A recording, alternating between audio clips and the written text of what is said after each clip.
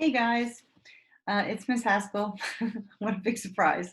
Anyway, I'm here to give you 19th century number two, and I'm going to do this all in one video. I think I'm not going to break it up. I think it's too confusing. So I'm just going to do it, and if you need to pause, pause. But this one isn't, this one shouldn't be so long. So this one is this one is going to cover the last romantic painters, and this is going to be romantic landscape painters. And the first, obviously you're seeing the first one here is Thomas Cole, who is an American romantic landscape painter. And then we'll go on to talk about Joseph Malloy William Turner, who is British. And finally, we'll talk about Velasco, who is Mexican. So we have three romantic painters. And then we're going to be talking about one realist, Gustave Courbet, who's French, and that will be it for this class. And then the next class we'll talk about photography, which is kind of interesting. Okay, but let's turn our sights to this one. As you might remember in my one that I started last time but didn't finish because I realized I was getting ahead of myself. This is called the Oxbow by artist Thomas Cole. It was painted in 1846. It's a very large oil on canvas, 51 by 76 inches. And it is of the valley below around Mount Holyoke, where Mount Holyoke College is in Massachusetts. And as you can see, it shows a very particular view of the landscape, which is interesting. He was one of the top romantic landscape painters in the US during this first half of the century. He came to the US as an immigrant from England as a teenager. And though he did a little bit of work as a portrait painter, he was primarily interested in the landscape. In his 20s, I think I mentioned all of this in the last one, but I'll just say it over again. In his 20s, Cole had the opportunity to travel in Europe, where he was exposed to the work of Turner, who we'll also talk about today, and a few other landscape painters, romantic landscape painters in England. He was one of the leaders of the premier landscape painting group in New York called the Hudson River School, and that's the Hudson River of New York. But they painted all of New England, all of northern New York. They painted all of the landscape in the northeast of the United States, and they were very, very influential here in this country. Okay, so oh my gosh. Okay, I want us to notice some things about this painting. You guys take a look at what you see, and I want you to notice some of the details. Notice where we are in this. Where does he put us? Does it seem a little bit familiar to you? You don't have to write this question down. Does he? Yeah, notice how he puts us in the bird's eye. Do you remember? Oh, not this one. No, I thought I had another one of these. All right, okay, don't have it, but that's cool. I want you to think about. I want you to think a little bit about Bruegel. Remember him and the hunters coming back from the hunt from the Renaissance, where we're up high with the people coming back from the hunt. So notice how he's also put us up high, not quite hovering above like a bird, but pretty high. He's put us high, and we're looking down into this valley. And I want you to think about how he's portraying the valley. Look at the foreground. Look at how he's showing the foreground compared to how he's showing the background. So interesting. It's starkly different, right? How does he divide the foreground from the background? There's a couple of ways he does this. So I'm going to stop and I'm going to ask you that question. And I want you to answer it on VoiceThread. How is the foreground divided from the background? He divides it in a couple different ways. And so maybe you can each choose a way that it's divided. How is it really different in the foreground than in the background? Okay, so now that you've had a chance to record that on VoiceThread, I'm not gonna say, because I think you have eyes and you can see, and you're actually really good at doing that. But we're gonna take all of those differences. So take a look at the differences. That whole left side of the painting versus the right side of the painting. Notice that he divides it kind of on a diagonal, almost like a C, a little bit Baroque in that way. That it's very dynamic. And I want you to notice, if you look really carefully in the foreground, you'll see a tiny little painter. That's Cole right there. He set his easel up and he's painting the scene below him. And you can also see kind of an umbrella in his painting kit up here on this rock. So you can see where he's camped out in this crazy wilderness looking knoll that overlooks this kind of slightly bizarre bend in this river. And in fact, this oxbow, this river bend, is a unique feature that's actually there in this river. So the way that he has painted the foreground, or the left side of the painting, and the way that he's painted the background, or the right side of this painting, is very intentional. What is he trying to say?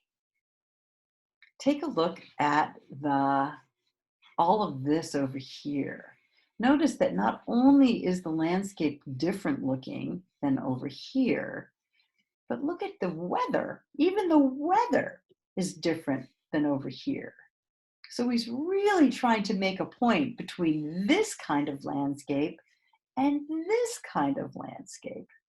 Notice, not only is there a horrible storm here, you can even see some lightning over there. Yeah, so he's really trying to tell us a story of the way that the land is and what man's role with the land should be, which is kind of interesting. It has a very definitive message. Okay, so now I want you to look back. So now you guys have noticed what this part of the landscape looks like versus this. You've noticed the color, I'm sure. You've noticed the way that one side is settled versus the other side. I want you to look way back here. See this hill right here, and see that funky clearing that looks very unusual up here. Well, it should look unusual. It almost looks like a ski run or something, but of course they didn't have ski runs or anything back there in that time. This is actually, he's created these kind of openings in the woods to carve out in Hebrew the words God's will on this hill. Very far interesting. Yeah, what's that all about? Well, hopefully you guys have all mentioned the differences between the left side and the right side. This whole painting is about manifest destiny. And hopefully all of you guys are nodding your heads. Oh yeah, I remember the US history, Manifest Destiny. What was that? What was Manifest Destiny all about? What was the destiny that man was manifest, that we were supposed to do here in the United States? Yeah, right. We were supposed to settle the land. We were all supposed to occupy the land. America was this great, vast wilderness that nobody lived in except for the Native Americans, which we like to overlook. But anyway, that it was this wilderness that needed to be settled in order for it to become productive and good. And so man's destiny, according to this doctrine of manifest destiny, the destiny of the citizens of the United States was to move west and to conquer the wilderness and to settle it and make it productive. And it was almost like a God ordained thing that God was saying, yes, you must do this. This is the right right thing to do. It is interesting, and you can see that Cole is prescribing this in a kind of wholesale way, that this is what is meant to happen, which is really, really interesting. So this is romantic landscape in a different way. So the romantic paintings that we've seen from Europe have been all about social justice and the right of the people and all of that. This romantic landscape that we're seeing coming from America is much more about the opportunity of man to settle in this wilderness that God gave them to be able to be fruitful and multiply. So it's kind of interesting. So the subsequent slides that we're going to look at are some sketches that he did of this area. Here you can see the label Mount Holyoke, Mass. That's where he was, up on this hillside looking down on this very placid river. And here's a little close-up of the painting. If you zoom in on it, actually it's a very big painting, so when you're there in person you can see these things. Sorry. And there he is painting. It's kind of cute in his kit, his umbrella and his easel. And these are some other paintings of his that again show this this wild, beautiful country that is the United States. That and how man's job is to settle it and make it fruitful. So at this time, American landscape painters, uh, there were many of them working in the Hudson River. This is another one of them. This is Frederick Church. You can see this is the Horseshoe Falls of Niagara Falls. This is actually from the Canadian side. But wow, what a romantic landscape. How gorgeous our country looks in landscapes like this. And you might recognize this one. This is Yosemite Valley, and this is up here is El Capitan in Yosemite National Park now. But this was Albert Bierstadt, who was another American, romantic American painter. So the American landscape, the romance about it was the natural beauty that was here in the United States. This gorgeous, untamed wilderness. But it was all tinged with this message that it was the American, the United States people's destiny to tame this land, which is very interesting. All right, so that's that. And now I'm going to take us quickly past photography because we're going to do that next class. Here's a preview. And we're going to look at some, now I'm going to slow it down and we're going to look at a couple of romantic landscape painters from Europe. This was Caspar David Friedrich, who was German. We're not going to study his work. It was very beautiful. And he believed in the spiritual in the landscape. This is all Friedrich. But now we're going to pause and talk about this one. This is the art of Joseph Millord William Turner. This one's called The Fighting Temeraire Tugged to Her Last Berth, painted in 1838. Turner was not about the ordinary or the everyday, and really nor was he about man as the destiny of man being to conquer nature. He was all about the gorgeous, overpowering beauty of nature. And not just the beauty of nature, but just the power of nature, which he was fascinated with. And he was fascinated with power in general. And I also think that Turner, who worked, this one is 1838, so it's a long time ago. In our time now, it's nearly 200 years old. But this was well before we saw the Impressionists working. And I would say that he was easily a preview of the work that those guys were going to be doing in the next 30 or 40 years. But his style kind of was advanced for his time. He began as a watercolor painter and was accepted into the Royal Academy at a very young age. His early work was inspired by the Baroque landscape painter, French guy named Claude Lorraine, who was very much into naturalistic landscape. But he eventually gave up that kind of detailed naturalistic landscape in favor of this more active atmospheric work that you can see here. And as you can see, looking at this one, he's really interested not so much in the objects. Notice in this one is got pretty many objects in it. You can see this old-fashioned boat with the three masts, and you can see this new like steam-powered tugboat that's tugging or taking this old Fighting Temeraire. The Temeraire is this old naval warship that was, a masted, a sailboat, and fighting and taking it to its last berth, which means basically that it's being retired. So this newfangled boat is taking the old-fashioned boat, to its retirement. So it's a little bit of a wistful look back. But these guys occupy just a fraction of the canvas. If you look at it, the canvas is mostly all about the sky and the clouds and the sunset and the water and the atmosphere. It's all about light and atmosphere. It's really very little about the solid objects.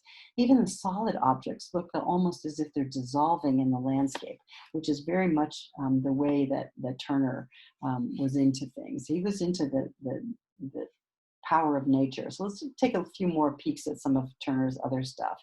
This one is called Rain, Steam, and Speed. And as you can see, it's a train. racing towards him on over like a trestle, a train trestle.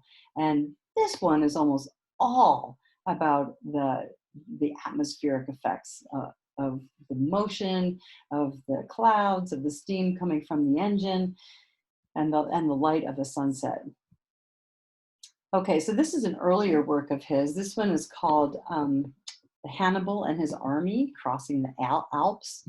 And as you can see, there's a great deal of detail. You can see that Turner was quite able to paint in tight realism if he wanted to. So this is about Hannibal, who is crossing over the Alps, trying to, to mount an attack, which I think was really was quite unsuccessful. I believe they all perished in a horrible blizzard that overcame them. And I think it's interesting to see that Turner depicts this great army in just the tiniest bit at the bottom of the painting, and the vast majority of the painting is filled with these brilliant mountains and this incredibly threatening storm, which is almost reaching up like a monster with like a hand of a monster to slap them down and kill them, which is exactly what happened to these people. And so he's all about the power of nature. And this is a great painting to show that what his beliefs were that way. All right, here's another one around a steamship at sea and in a very violent sea. But I want to take us to this one, and this one is the one on the AP, and it is called oh my God, what is it called? It's called Slave Ship, and in parentheses, the subtitle is Slavers Throwing Overboard the Dead and the Dying. Typhoon coming on. This was painted in 1840. It's an oil on canvas.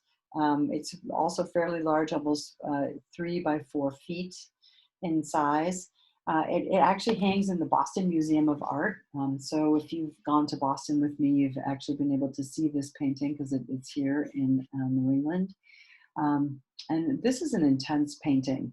Not only is it about the power of nature, but it's also about I guess the evil of man.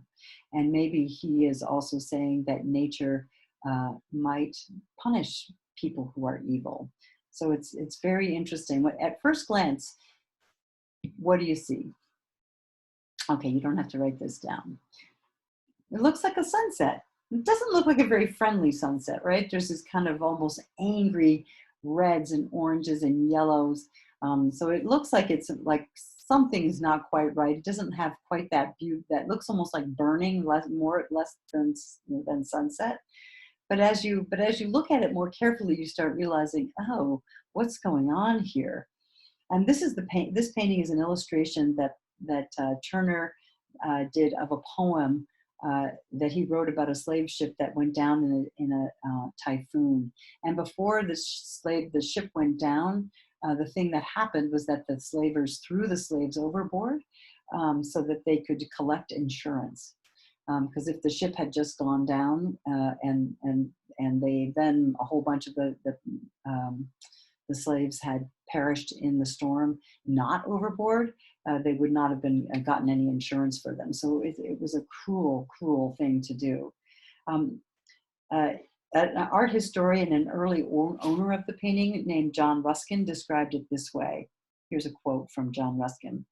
"Purple and blue, the lurid shadows of the hollow breakers are cast upon the mist of night, which gathers cold and low, advancing like the shallow of death upon the guilty ship, as its laborers amidst the lightning of the seas, its thin masts written upon the sky in lines of blood, girded with condemnation in that fearful hue which signs the sky with horror and mixes its flaming flood with sunlight, and cast far along the desolate heave of the sepulchral waves, incarnadines the multitudinous sea."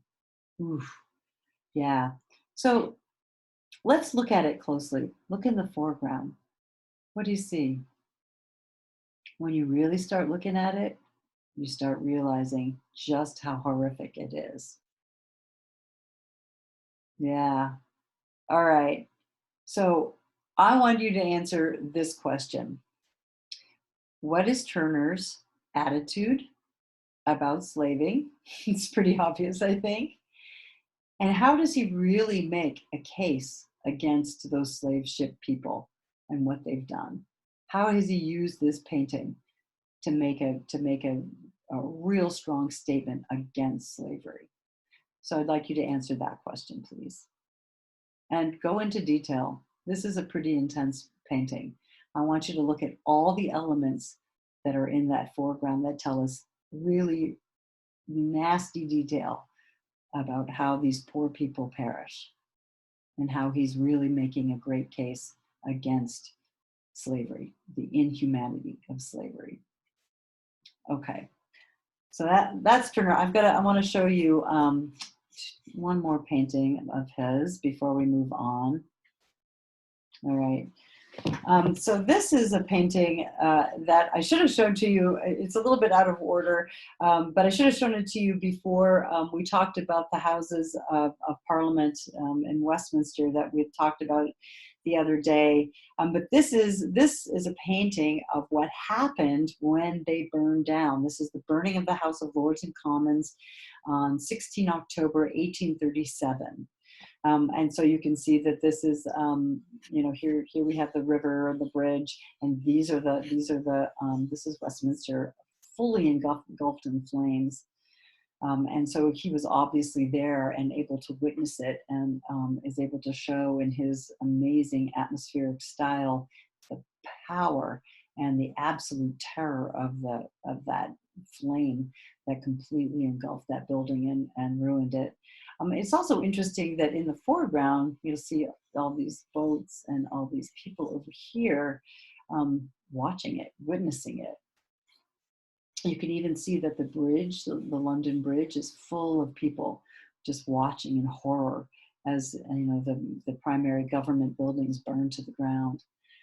It's kind of interesting, and it's also interesting what not only what it says to show the power of nature and the fury of nature, but also the nature of man as they watch kind of in awe as this happens. Okay. So the next one we're going to talk about, next romantic painter, is, it's going to be this painting. This is called The Valley of Mexico from the hillside of Santa Isabel. By Jose Maria Velasco is the painter. It was painted a little bit later, 1882, so it's a little bit further down the line. But this painting fits very well in with the romantic landscape genre, even though it's a little bit later. And so this is a Mexican painter painting this really gorgeous, absolutely idealized image of in Mexico. So let's take a look at this. The painting is actually looking into the valley of Mexico City. So if you look, we're up on a hillside, and actually I'm going to show you this next slide because this is the slide I was looking for. So here we have Cole's the Oxbow. Here we have the Hunters Returning by Bruegel, and here is Velasco's Mexico Valley. You can see that they're all using that same device of being up high and looking down into that valley, and then sweeping back up into mountains that kind of hold the valley like two arms in a very protective way. So all three of these painters use this device of starting up and going down low and then coming back up again. So this one, although quite a bit later than Cole's Oxbow, is very similar to it in a lot of ways. Back behind so we've got the foreground, which is this kind of high area, this high like mountainous area, and the next thing you see is this a little bit of water. You can see water that's over here and water that's over on the left side as well. And way back in here, that's Mexico City. And let's go zoom in on Mexico City. Oh, here's another. Now I'm zooming in. Okay, check it out. We'll zoom in a few times. So here's that body of water. Here is the road that goes into Mexico City. Here is Mexico City. And he gives you a few pieces of identification. Oh, so here's a little character, two characters, a mother and her children and dogs walking back, like maybe from the market or something. So it's kind of a sweet foreground scene. Oops, and I'm going to take this deep in. All right, so now we're looking way into Mexico City here. And the thing that would identify, sorry, it's a little bit blurry. The thing that it would identify that it's Mexico City is right here, which is the cathedral. This is the great cathedral of Mexico City that anybody who knows this city would know, that would help you identify that that's what it is. And it's interesting too, because you can also see dust on the road that's being kicked up as, some sort of cart or something is traveling down the road. So you guys, I want you to think about this a minute, because when I started making this connection, I started realizing it was one of those aha moments. We're looking into Mexico City. Now, the last time we looked at any art from Mexico City, what was that art? Think about it. When was the last time we've looked at art from Mexico? So if you're thinking, was it the Aztecs? You're right, it's the Aztecs. This is where the Aztecs were. And you might be saying, well, I thought that the Aztec nation was built in a lake, on an island in a lake. And you're so right. It was built on an island in a lake. But but it's still there. Check it out. All of this is water, right? And all of this through here, all around here is water. But the water has receded a great deal. So it's not such a big lake anymore. It's all receded. And now the land that will be Mexico City there is much, much more land. But this is right where the Aztecs were. And remember that Cortez and his people built right on top of that. And so this whole thing, will take us back to the bigger picture. So here it is. And now you can see the water is all here, but it's receded. So it's kind of interesting. And it's these towers in the middle of Mexico City that help us realize that that's where we are. So you guys, what is it that Velasco wants to say about this place? So we're thinking history. We're looking at Mexican history, which is varied, right? We've got Aztecs, we've got the Mayan, we've got other earlier cultures that lived all in this area, and that's kind of intimated here. We also have the Catholic religion and the cathedrals, and we have this gorgeous nature. So what is it that Velasco was trying to say with this? What is he saying to us about Mexico? So this is the question I want you to answer about this on the voice thread. Tell me what he's trying to say about Mexico City, about this place, and how is he trying to say it? And there's a lot of material for you to use here. There's a lot here. And there's a lot of ways that he's telling us a message.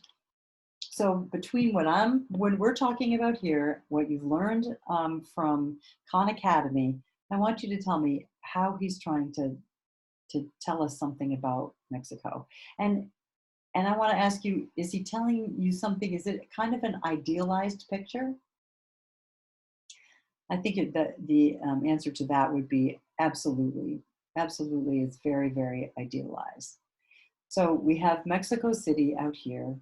We have the small outlying city of Guadalupe, which is where the Virgin of Guadalupe. Remember, I did a little short podcast about the miracle of the Virgin of Guadalupe. This is a depiction of the Virgin of Guadalupe. That happened right there, right outside of Mexico City. So he's tying together some of these most notable places in Mexico City. And then we've got the Aztec causeways. But what about the landscape? How does that add in? We've got the history, but how is the landscape telling us something more about this place?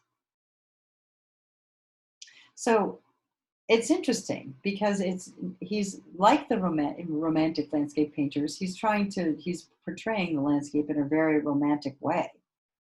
It sort of fits in with that.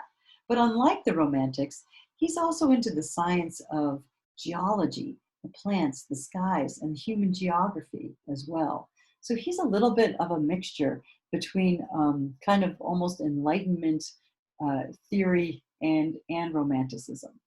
Because unlike Turner or even Cole, whose view of the landscape was kind of misty-eyed, this is very detailed, very well observed, and super specific. And so his take on the landscape is really quite different than others that we've seen who are romantic.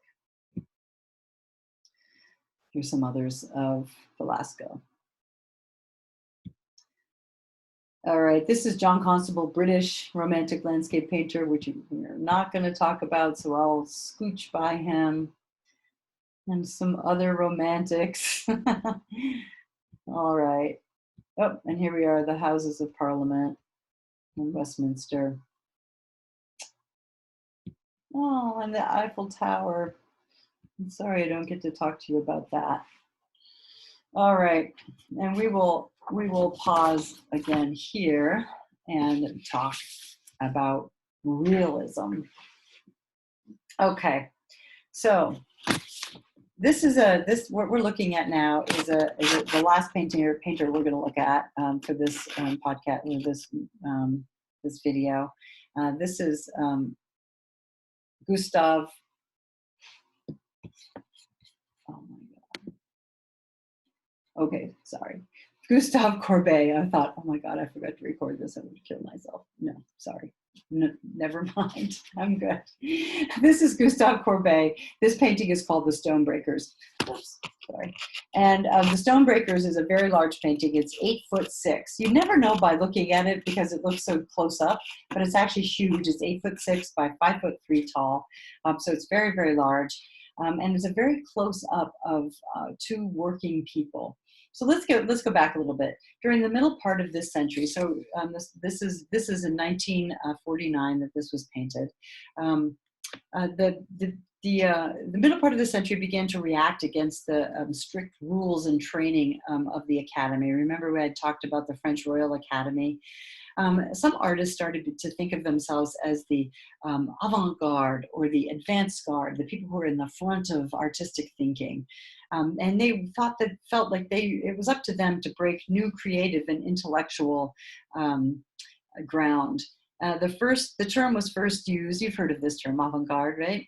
It was first used in reference to artists in 1831 by architect Eugène Viollet-le-Duc, who felt that an elite group of independent radical thinkers and artists and architects should break from the academic tradition and find new thoughts, new ideas, and new ways of approaching art. They felt that these people are the people who could lead all humanity out of the bad place that he felt that they were in. He saw this group as not being able to sell their work because it would be too radical, but that they would really be pushing the boundaries. So by the middle of the century, the concerns of the academy with history and style and classical ideals seemed really out of touch with the land, with the way that people were living, and what people and the market might want. Really, really out of touch.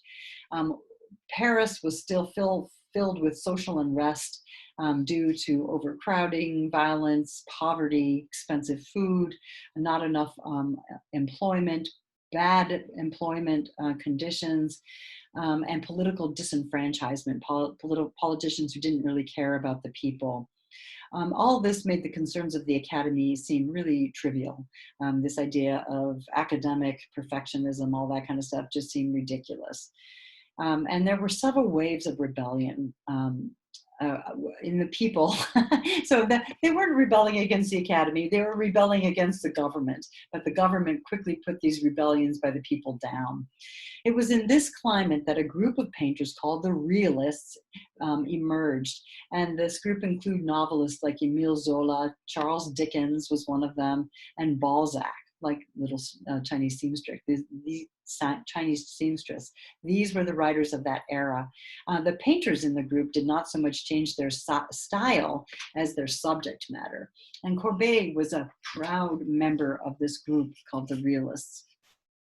The revolution of 1848 in France also influenced Courbet. He became more aware of the plight of the common man and turned his attention to painting him. He called himself a socialist and wholly supported this idea of revolution. And it's interesting because in other countries, revolution was going forward. Courbet was largely self-trained as an artist, and he was very much into the French revolutionary ideas of equality and respect for all. He wrote a great deal about his work to his friends, so we have a great deal of information, documentation on his intentions. And of this painting, The Stonebreakers, he said he was moved by their poverty and their intention of laboring hard every single day of their lives in order simply to live. It was a revelation to him that there were people like that, who would just be willing to grind away at jobs like this all day, every day, for their entire lives. And he decided that they were worthy of that homage. He called his work realisms, but not because the images were realistic. But why? He received a great deal of